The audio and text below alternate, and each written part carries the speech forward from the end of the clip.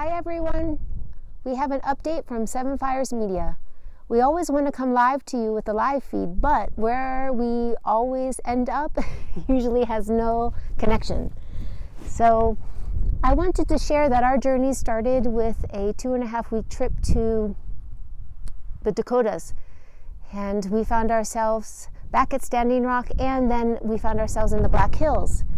And once again, we now find ourselves in sacred places.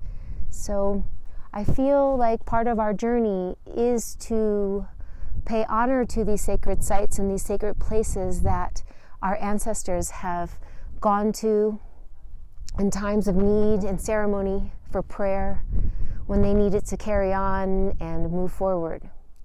We started at Bear's Ears at protection of Bear's Ears itself with Honor Life, and from there we went to Albuquerque, New Mexico, and from Albuquerque, New Mexico we've come to Chinle, Arizona. We are in the heart, the literal heart and the metaphorical heart of Navajo land. We are in Canyon de Chelly. I don't have a great understanding of the Navajo language, but they say that it is Sehi. It's a land where their spirit and their ancestors came and survived 400 or so years ago. It started with an archaic period, and then a basket maker period, then the Pueblos, then the Hopi, then the Navajo, then the long walk, and then the coming home back to the Navajo land.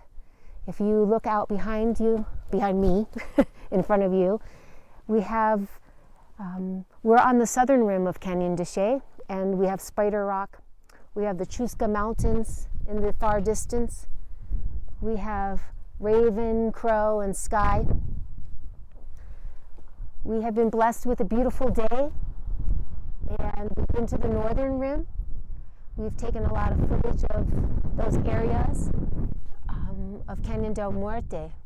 Actually, Canyon de Chelly is a collection of chasms that come together, or canyons that come together and create 100-mile-long sinuous weaving of landscape that people have been living here for over 5,000 years. And we still have Navajo, Dene tribe working down there, cultivating those lands. They have orchards, they have sheep, they have cattle, they have their hogans, they collect their herbs. You know, this is probably one of those 27 monuments that the administration now, the government now wants to take away. Hopefully, this won't be one of them.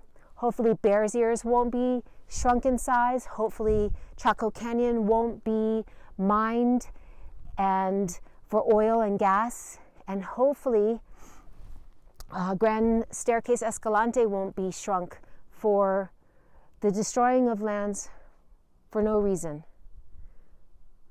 except for to line pockets with more money, or who knows what their intentions are. But we're here, and I have something I wanted to read from Alema Benali, a Navajo woman. Within an enclosure formed by 4 sacred mountains, a canyon cradles the history and the culture of Dene, the Navajo people.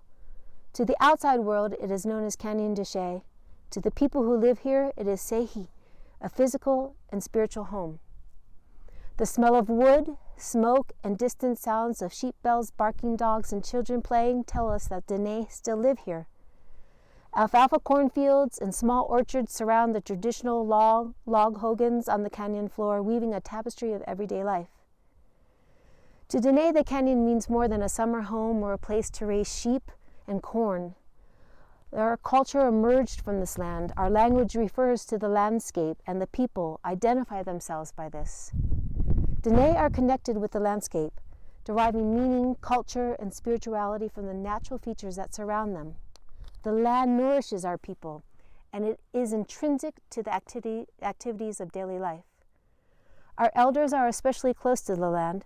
From their stewardship comes a set of ethics based on experience and tradition. With their teachings, stories, and songs, our traditions are sustained through the generations. Cycles of the sun, earth, and moon, and seasons, ceremonies, and generations are part of the continuity of life in Canyon de Chelly. Respecting Mother Earth is key to harmonious life. Each person's well-being contributes to the health of the family and community. This perspective helped the Navajo people recover from the trauma of the long walk. Canyon de Chelly then and now is the epicenter of Navajo culture.